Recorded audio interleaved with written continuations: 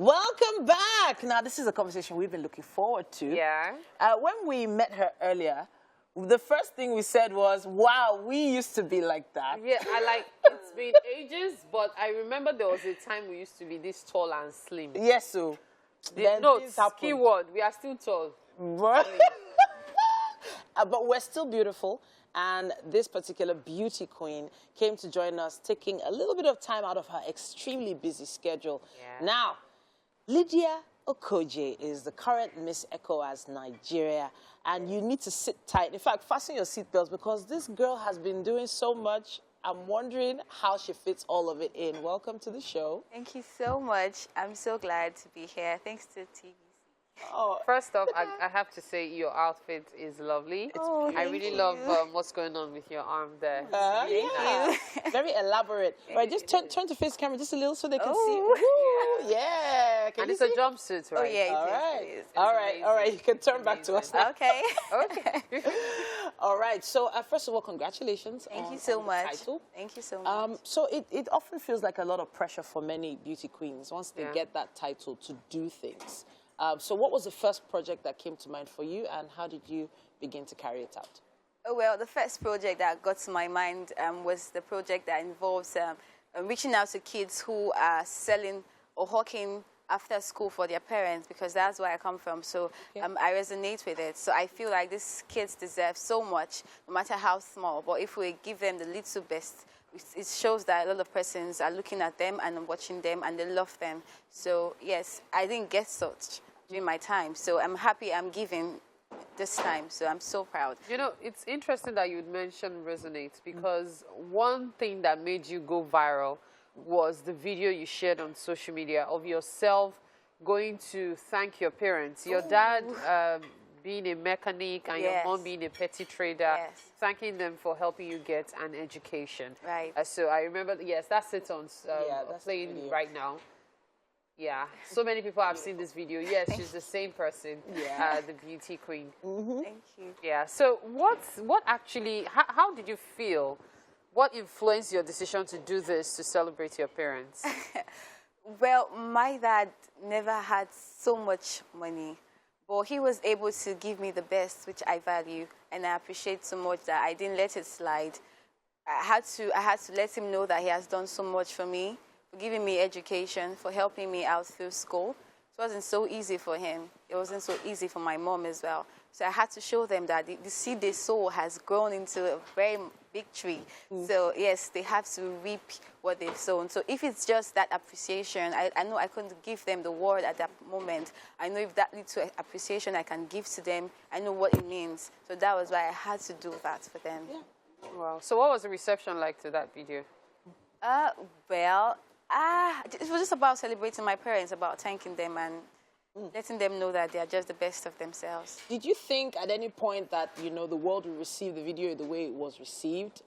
What are the most interesting messages you got after posting that? Oh, my, I never saw that coming because mine was just to let my daddy know that the child is actually convocating from the university and all that.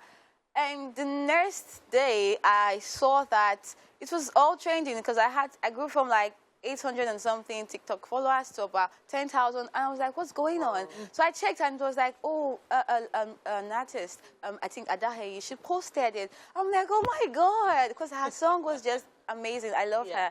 So when she did, that got me a lot of attention, and I'm so glad. To all my fans, my viewers, my friends that keep sharing, I love you all. Thank you. Honestly, I was just so appreciative of all the projects that you started. You mentioned the hawkers already. Yeah. What's the name of the project itself? Feed Them All? Okay, yes, Feed Them All. Yes. Tell us about it.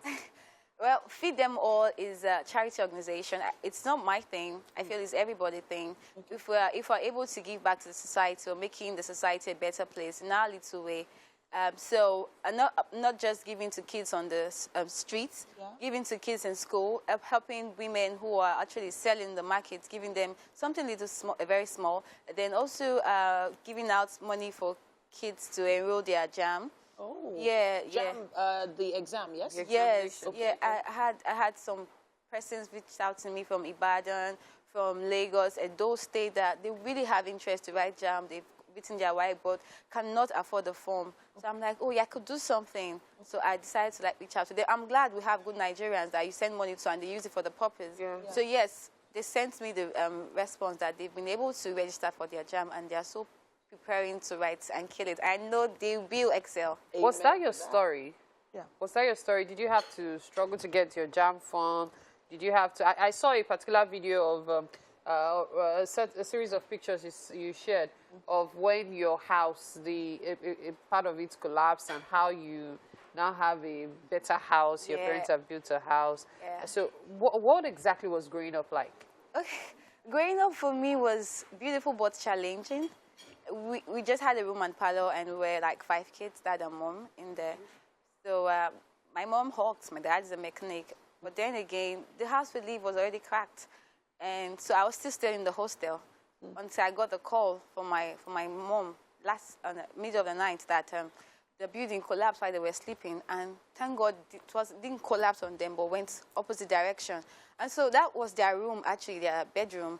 And when I came, I just had to sit down because I don't know where to start from. And I know we cannot afford a good house. So I was just thanking God because the journey so far being the first child, not wanting to give into what the society is letting you want to do. So I'm like, I feel there's more to me. There's more I could do for my parents. There's more I could do for the world. It's all about inspiring people, creating legacy, having integrity. So even when the building collapsed, my parents had the projects that we were working on, but because me and my siblings were trying to get into school, we were already in school, the money was not really used for the purpose of getting us a very good accommodation. So eventually when we were able to move in, we stayed in that house for like 13 years. I think I was 9 years old when we moved in. When we got into the house, I think last year, January, that was when we moved in. I couldn't just express the joy because I know what it was for them. Rain was dripping. It was all soaked, and we keep watching TV cracks and the world, So but I'm so glad, I'm so happy for them because they don't have to go all through the stress anymore. So I'm so happy. Honestly, when you have that one golden child go out into the world and represent you and showcase the good morals, ethics, and upbringing that they gave you despite the situation you were in, it gives hope to the other kids as well, your siblings. And honestly, I'm feeling proud of you. I can't even imagine how proud your parents must be of you. I think you're beautiful, and more grease to your elbows with the amazing project. Okay, you know what? We have breakfast for you, but before you join us in the kitchen, let's take a look at this fact.